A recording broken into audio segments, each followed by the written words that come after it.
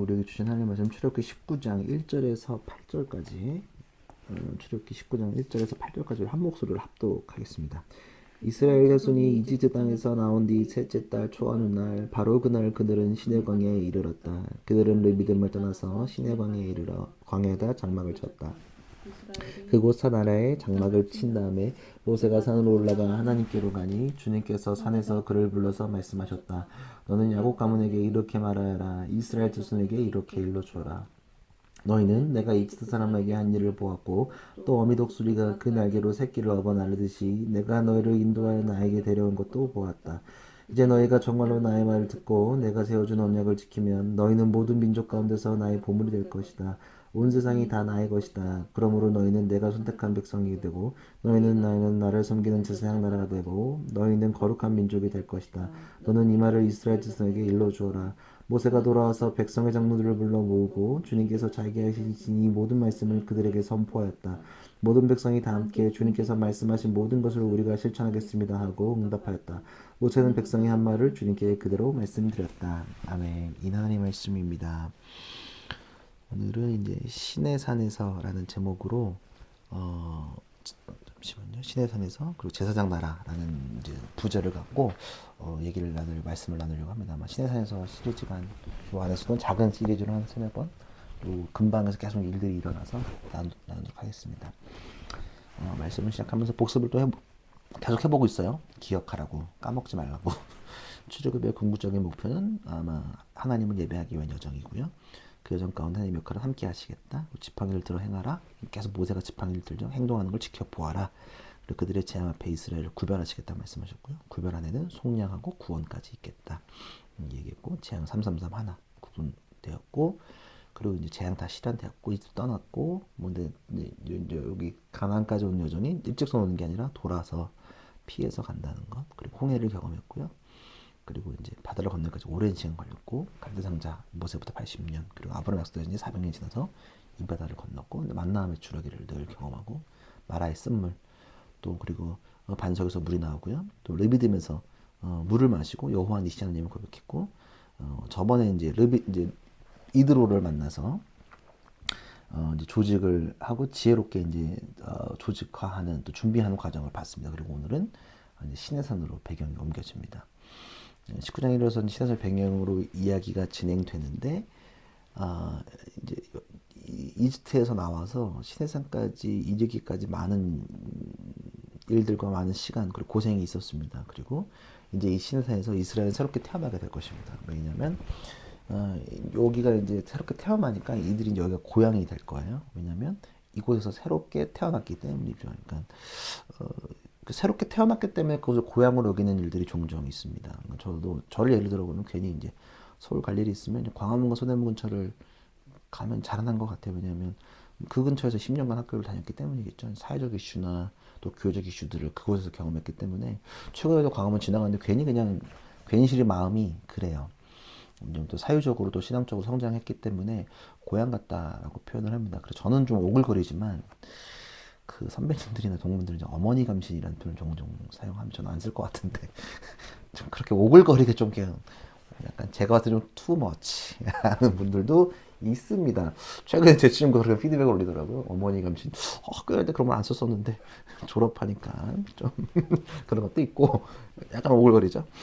그리고 이제 저는 또 한 번 더 보면 보통 이제 태어나고 자란 교회를 이제 모교회라고 불러요. 왜냐면 옛날에 이제 이주들을 지방에 사기 때문에 모교회가 따로 있었어요. 지방에 있는 교회들을 모교회라고 하는데, 근데 저를 돌이켜보면 제가 스스로 많은 것들과 씨름했던 것은 제가 태어난 의정부에 있는 제일교회가 될 수 있겠지만, 거기서 성장을 했지만 사실은 진짜 좀 성장한 곳은 저 판교에 있는 불꽃교회인 것 같아요. 그래서 제가 의정부 제일교회는 고향교회라고 표현을 하고, 아마 저를 오랫동안 본 사람들은 아마 의정부 제일교회가 고향교회라고 얘기를 하고, 불꽃교회가 모교회라고 저는 생각을 합니다. 그래서 왜냐면 제가 새롭게 태어나고 또 사역자로서 좀 이렇게 제가 이제 뭔가 자리를 잡고 또 제가 조금 이렇게 영적인 것들이 내가 경험했기 때문에 모교회라고 지청을 잠깐 모자를 붙이는 거 새롭게 태어났기 때문에. 그래서 어쩌면 이스라엘의 시내산이 이러한 어떤 성장을 하는 곳으로 이해하면 좋지 않을까 생각을 합니다. 그러니까 어떤 뉘앙스인지 이해되시죠? 그러니까 이런 시내산이 이렇게 성장하고 왜냐면 뭐 하여튼 학교 근처는 괜시리 우리가 졸업한 학교 근처를 가면 괜시리 마음이 쓰여요. 저희도 뭐 저희 각자 모교가 다 존재하니까 저희 교회 식구들은 여기서 신앙생활 처음 시작한 사람은 아직은 없으니까 물론 이제 여기서 신앙을 처음 시작한 사람들한테는 모교가 될 수 있겠고 저희 교회가 그러나 좀 하나씩 각자의 모교가 있긴 있죠. 여튼 이제 이곳에서 이야기가 시작됩니다. 1절에서 3절 이스라엘 자손이 이집 땅에서 나온 뒤 셋째 달 초하룻 날 바로 그날 그들은 시내 광야에 이르렀다. 그들은 르비딤을 떠나서 시내 광야에 이르러 광야에 장막을 쳤다. 이스라엘이 그곳 산 아래에 장막을 친 다음에 모세가 산으로 올라가는 길을 가니 주님께서 그 산에서 그를 불러 말씀하셨다. 너는 야곱 가문에게 이렇게 말하여라. 이스라엘 자손에게 이렇게 일러주어라 라고 합니다. 출애굽을 한 지 이제 3개월이 지나고 있습니다. 그리고 3개월 동안 많은 일들이 있었죠. 그리고 모세는 하나님을 만나러 산을 올라가게 됩니다. 그곳은 시내의 산입니다. 하나님을 대면하기 위해 산을 올라야 합니다. 산에 당도한 모세는 하나님을 만나게 됩니다. 당연히 산으로 불렀기 때문에 부르신 목적이 있겠죠. 하시고자 말씀이 있기 때문에 모세를 백성들 아래다가 진치게 만들고 모세가 올라오게 만든 거죠. 그리고 이제 하나님은 모세에게 말씀하십니다. 부른 이유를 이제 말씀하셔야겠죠. 4절에 보면 너희는 내가 이스라엘 사람들이 한 일을 보았고 또 어미 독수리가 그 날개로 새끼를 업어나르듯이 내가 너희를 인도하여 나에게 데려온 것도 보았다. 독수리의 어미가 아기새를 나르게 하는 방법을 들어본 적이 있죠. 독수리는 맹금류입니다. 그래서 독수리는 아기가 부화하면 정성스럽게 나뭇가지를 물어와 둥지를 만든다고 합니다. 그리고 잘 키우다가 날개짓을 하기 위해서 둥지를 부순다고 해요. 그리고 이제 던져서 애가 날 수 있게 또 돈다고 합니다. 그리고 둥지에서 떨어뜨리거나 높은 곳에 올라가서 아기 독수리를 떨어뜨리고 날개짓을 할 수 있도록 하는데 여기 떨어지면 다시 날개 위로 물어서 올리기도 하고 이동할 때는 물어서 날개 위로 또 올린다고 합니다. 이게 모든 독수리 종류가 그렇게 하는지는 정확히 알 수가 없으나 알려진 바에 따르면 그렇습니다. 그러니까 독수리의 날개 위에 업어나르는 이유는 날개짓을 하기 위해 성장시키기 위함에 있습니다. 또 하나는 아마 어미 날기 위해서 안전하게 자라는 것을 생각해 볼 수 있을 것입니다. 왜냐하면 오늘 본문에서 하나님께서 독수리에게 하신 이유가 왜냐하면 여기 19장까지 오기까지 주님의 손길이 닿지 않는 여정이 없었고 또 분명 시험하시고 성장시키는 과정이 있었기 때문입니다. 지금까지 하나님이 어미 독수리가 되어서 이스라엘을 지켜주신 것. 하나님이 어미 독수리고 이스라엘이 새끼 독수리라고 이해하면 딱 이해가 되죠. 그래서 신명기 32장 10절에서 12절 똑같은 왜냐면 모세오경은 똑같잖아요. 뭐라고 나와 있냐면 신명기 32장 10절에서 12절 이건 들으십시오. 주님께서 광야에서 야곱을 찾으셨고 짐승의 울음소리만 들려오는 황야에서 그를 만나 감싸주고 보호하고 당신의 노동자처럼 지켜주셨다. 마치 독수리가 그 보금자리를 뒤흔들고 새끼를 위해서 퍼덕이며 날개를 펴서 새끼를 받아 그 날개 위에 업어나르듯이 주님께서 홀로 그 백성을 인도하셨다. 다른 신은 옆에 있지도 않았다. 그러니까 똑같은 맥락으로 기록하고 있는 거죠. 그러니까 동일한 일을 기억하고 있어요. 우리 삶에서 닮은 나이가 어린 공동체입니다. 이제 우리는 둥지를 박차고 스스로 날기 위해 노력하며 훈련받고 있을지 모릅니다. 그래서 나가는 것이 좀 두렵기도 하고 떨어질지라도 두렵게 떨어질 수도 있지만 독수리가 되어주신 하나님은 우리를 들어 다시 올리심을 기억했으면 좋겠습니다. 그러니까 떨어지는 것 같지만 그의 보호하심 속에 있다는 것. 날개 안에 떨어지면 다시 올라간다는 것을 잊지 않아야 하는 겁니다. 출애굽의 정도 그러하다는 거죠. 그런 가능성이 있다는 걸 알잖아요. 위기 가운데 떨어지는 것 같지만 올리시고 떨어지는 것 같지만 올리시고 훈련시키는 과정 속에 있다는 것. 그리고 중요한 게 5절 6절인데 이스라엘의 정체성에 대한 말씀하십니다. 너무 중요한데요. 5절 6절 이제 너희가 정말로 나의 말을 듣고 내가 세워주는 언약을 지키면 너희는 모든 민족 가운데서 나의 보물이 될 것이다. 온 세상이 다 나의 것이다. 그러므로 너희는 내가 선택한 백성이 되고 너희의 나라는 나를 섬기는 제사장 나라가 되고 너희는 거룩한 민족이 될 것이다. 너는 이 말을 이스라엘 자손에게 일러주어라. 하나님의 말을 듣고 하나님이 세우시는 언약을 지키면 하나님이 모든 민족 가운데 보물을 만들어 그러니까 내가 보물로 삼아주겠다라고 말씀하십니다. 하나님은 사실은 이 말씀 하시기 전에 이미 당신 말씀에 순종하기를 원하셨어요. 나라의 쓴물 사건에서 뭐라고 하냐면 주님이 말씀하셨다. 너희 하나님 나의 말을 잘 듣고 내가 보기에 옳은 일을 하며 나의 명령에 순종하고 나의 규례를 모두 지키면 내가 이집 사람에게 내린 어떠한 죄를 너에게 내리지 않을 것이다. 나는 주 곧 너희의 치료하는 하나님이시다. 이해되시죠? 그러니까 이미 말을 듣기를 원하세요. 그러니까 이게 언약을 맺기를 원하시는 거 제안을 하시는 거예요. 언약하겠다. 근데 언약의 조건은 내 말을 들으면 내 규례를 하면 언약을 뭐냐고 물어보면 쉽게 풀어서 얘기하면 하나님과의 인간의 상호 약속이에요. 우리는 일상 속에서 수많은 계약을 합니다. 전문적으로 좀 하면 카페는 사회에서 맺는 최단기 공간 계약이라고 하죠. 스터디룸도 계약하죠. 그리고 수많은 계약을 해요. 계약을 하면 갑과 을은 서로의 조건들을 이행해야 해요. 회사와 회사 간의 약속도 있습니다. 근데 일방적인 불평등 계약은 하나님께서 하신 게 아닙니다. 왜냐면 하나님이 일방적으로 하는 게 아니라 하나님이 하실 거고 인간도 서로 해야 되는 서로 상호적인 그러니까 맺는 지켜야 될 의무가 존재하는 것입니다. 우리의 해야 될 의무는 우리에게 주시는 언약을 잘 지키는 것에 있습니다. 그렇게 우리가 언약을 지키면 하나님이 그에 따라 우리를 보물로 여기시고 하나님 나라의 백성으로 삼으시며 제사장 나라로 구분하시겠다라고 말씀하십니다. 하나님이 지금 계약을 제안해요. 내 말을 잘 들으면 너는 언약을 지키면 내가 너를 보물로 구분할 거고 너를 하나님 나라 백성으로 삼고 심지어 제사장 나라로 구분하시겠다라고 말합니다. 그래서 눈여겨볼 것은 온 세상이 하나님의 것이라고 딱 말씀하시는 거죠. 이미 사실은 앞에 10가지 제안할 때도 몇 번 말씀하셨어요.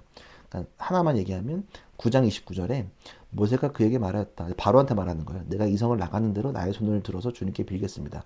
그러면 천둥 소리가 그치고 우박이 더 이상 내리지 않을 것입니다. 이것은 온 세상이 우리 주님의 것임을 임금님께 가르치려는 것입니다. 그러니까 이미 온 세상의 주인이 출애굽에 계속 나왔어요. 하나님이시면.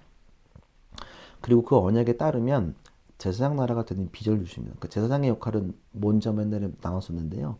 선지자의 역할은 하나님의 뜻을 우리에게 가져오는 역할을 하고요. 제사장은 우리를 하나님으로 이끌게 돼. 방향이 조금 달라요. 근데 모세는 선지자이자 제사장이죠. 하나님의 뜻을 가져오기도 하고 가져나가기도 하지만 역할이 조금 달라요. 근데 하나님은 제사장 나라가 되겠다고 선지자는 아니고 제사장이라고 딱 말씀하셨어요. 그러니까 우리가 하나님께 나아가기 위함을 얘기하는 거예요. 그러니까 제사장 나라가 된다는 것은 이스라엘, 즉 우리가 하나님의 것이며 그래서 온 세상을 위해 우리를 제사장 나라로 임명하는 거예요. 그러니까 사람들을 이끌어 하나님께 나아가는 역할을 해야 된다라고 말씀하시는 거죠. 왜냐하면 하나님 나라 공동체의 중심은 제사장으로 돌아가기 때문이에요. 하나님의 뜻을 위해서 있는 거예요. 하나님의 계획을 실현해야 되는 사명이 있는 것이죠. 그러한 민족이 되기 위해서는 언약을 지키는 거예요. 그러니까 제사장 나라로 구분하겠다라고 딱 말씀하세요. 제사장 나라는 단순히 하나님의 나라의 제사장 나라가 되는 거잖아요. 하나님의 나라는 지배하는 나라가 아니에요. 제사장이 하나님을 섬기며 사람들을 이끄는, 섬기는 역할을 해야 되는 것을 이야기하는 거예요. 통치하고 강압하는 것들이 아니라 하나님을 섬기면 그 안에서 우리가 누리는 것들을 보게 되는 거죠. 그러니까 이스라엘을 세상을 지배하기 위해 세워진 게 아니에요. 세상을 하나님께로 이끌며 섬기기 위해 있음을 우리는 반드시 기억해야 합니다. 그러니까 이스라엘이 우리란 말이에요. 세상을 지배하기 위해 우리를 세우는 게 아니라 세상을 하나님께로 이끌어 섬기기 위해 우리가 있다는 것을 기억해야 합니다. 우리가 그렇다는 거예요. 세상이 군림하기 위해 있는 게 아니에요. 교회는 군림하기 위해 있는 게 아니고 우리는 또한 그렇습니다. 우리가 성장하고 우리가 공부하고 우리가 실력이 커지고 우리를 세우심은 세상을 섬기기 위함임을 우리가 기억해야 합니다. 절대 잊어서는 안 됩니다. 우리는 절대 군림할 수 없습니다. 높아질지라도 점점 낮아져야 되는 거예요. 베드로전서 2장 9절, 요거 베드로가 얘기한 거잖아요. 이걸 인용해서 이렇게 얘기해요. 그러나 여러분은 택하심을 받은 족속이요, 왕과 같은 제사장들이요, 거룩한 민족이요, 하나님의 소유가 된 백성입니다. 그래서 여러분을 어둠에서 불러내어 자기의 놀라운 빛 가운데로 인도하신 분의 업적을 여러분이 선포하는 것입니다. 여러분이 저는 하나님의 백성이 아니었으나 지금은 하나님의 백성이요, 저는 자비를 입지 못한 사람이나 지금은 자비를 입은 사람들입니다. 베드로가 후에 이렇게 얘기한단 말이에요. 똑같은 얘기를 하는 거예요. 인용하는 거죠. 이를 선포하는 거 우리 기억해야 돼요. 우리는 하나님의 백성이 됐구나. 진짜 여전히 베드로 사도가 이렇게 얘기했잖아요. 백성들이구나. 불러낸 이유가 있구나. 불러내면 선포하라고. 하나님을 이끌어가라고. 근데 제사장 역할을 한다는 건 뭐냐면 다 목사가 되는 얘기가 아니란 말이에요. 하나님께로 다 인도하는 모든 사람은 제사장 역할을 하는 거예요. 목사의 직분에 매이면 안 되는 거예요. 다 제사장이에요. 다. 우리는 모두가 제사장인데 하나님으로 이끈다는 것을 잊어서는 안 됩니다. 그리고 이렇게 또 질문할 수 있어요. 저렇게 중요한 말씀을 굳이 시내산에서 하신 이유는, 지금 우리가 성지순례 가면 시내산이라고 하는 곳에 올라가는데 거기는 우리가 올라가는 그 시내산 중에 후보 중에 하나라고 해요. 그러니까 시내산이 특정한 어느 곳이면 중요하지는 않아요. 애굽 왕의 통치가 없고 하나님의 통치가 임하는 곳이면 됩니다. 그러니까 시내산은 어디에가 있는 게 중요한 게 아니라 어디에나 존재함을 우리가 기억해야 하는 것입니다. 그리고 이제 모세는 하나님의 뜻을 기억하기 위해서 끊임없이 시내산을 오르락내리락 해야 됩니다. 그 뜻을 가지고 전달하고 가지고 왔다 갔다 하는 중재 역할을 감당해야 돼요. 이는 후배 레포트 제목이 있었는데요. 요 본문. 그 후배 표현을 빌리자면 걸음이 걸음으로 오름이 올음으로 바뀌게 되는 것입니다. 걸음이 걸음이 되고 이게 너무 멋있는 표현이에요. 올라간 그 오름이 올음으로 바뀐다는 것입니다. 그러니까 시내산에서 그리고 우리는 시내산은 우리를 가다듬고 우리를 성장하게 하는 교실이 될 것입니다. 언약을 지키며 우리는 우리의 신앙은 바르게 자라납니다. 교회는 하나님 나라는 우리의 건강한 신앙 안에 자라나게 됩니다. 그러니까 제사장 나라는 하나님을 올바르게 따랐는가에 달려 있는 것입니다. 우리가 그 언약을 지키는 그 튼튼한 뿌리 안에서 하나님의 나라와 제사장 나라와 교회가 세워진다는 사실을 우리가 잊어서는 안 됩니다. 종교는 릴리전입니다. 영어로. 그렇죠? 종교. 근데 이걸 라틴어로 바꾸면 리갈레라고 부릅니다. 이게 뭐냐면 라틴어인데 뒤에 그 라틴어가 릴리전을 바꾸는데 뒤에 리갈레가 뭐냐면 묵다라고 합니다. 묵다. 다시 묵다. 매이게 되는 거예요. 누구한테? 하나님께 매이며 붙들리게 되는 겁니다. 근데 이게 부정적으로 느끼면 안 돼요. 이 묶임을 통해 우리는 진정한 자유를 경험하고 누리게 되는 거예요. 하나님의 구원의 은혜는 누구에게나 임해요. 주님을 원하는 누구에게나 하나님께 나아가는 모든 사람. 그러나 누구나 하나님의 백성을 잘하는 것은 아닙니다. 하나님의 언약을 통해서 잘하는 겁니다. 상호적으로 기억해야 합니다. 우리는 반드시 하나님의 언약을 지키고 우리를 세워서 사용하실 것을 기대하고 그 약속에 붙들러 매여서 나아간다는 것을 기억해야 합니다. 그러니까 우리의 바른 신앙을 통해 하나님 나라, 우리가 제사장 나라의 직분을 감당하고 제사장적 삶, 그리고 우리 삶 속에서 일어나가기를 여러분들 기대하고 붙들었으면 좋겠어요. 그러니까 우리를 훈련시키시는 이유, 우리가 하나님의 뜻을 배워야 하는 이유, 우리가 자라나는 이유는 뭐냐면 이 일을 감당하기 위해서 우리 19장 5장 6절 그리고 베드로전서 2장에 나와 있는 택하심을 받은 족속이요 왕과 같은 제사장들이요 거룩한 민족이요 하나님의 소유가 된 백성입니다. 빛 가운데 이르신 분의 업적을 여러분이 선포하는 것입니다. 이게 중요한 거거든요. 그러니까 우리가 언약을 지켜야 되는 이유는 제사장들을 구분하기 위해서 우리를 구분하시고 지키신다는 것을 기억하면 왜 신앙생활을 해야 하지? 우리가 왜 기도해야 되지? 우리가 왜 따라 살아나야 되지? 왜 불편함을 감수해야 되고 또 혹은 공부하는 이유들이 다 이것 가운데 담겨져 있다는 사실을 우리가 좀 기억했으면 좋겠고요. 우리 교회도 마찬가지입니다. 이 언약 안에서 우리 교회가 든든하게 제사장 교회의 역할을 감당하면 좋겠다. 하나님께로 많은 사람들을 이끌고 나아가고 회복되고 치유되는 역할들 그리고 나의 직업, 나의 삶이 제사장적 삶을 감당하는 일을 우리가 조금 더 기대했으면 좋겠어요. 그러니까 별거 아닌 것 같은 일이지만 그 안에 제사장적 삶을 감당해야 되는 것들이 있다는 것을 잊지 않고 또 붙들고 나아가는 우리 모두가 되기를 간절히 기도합니다.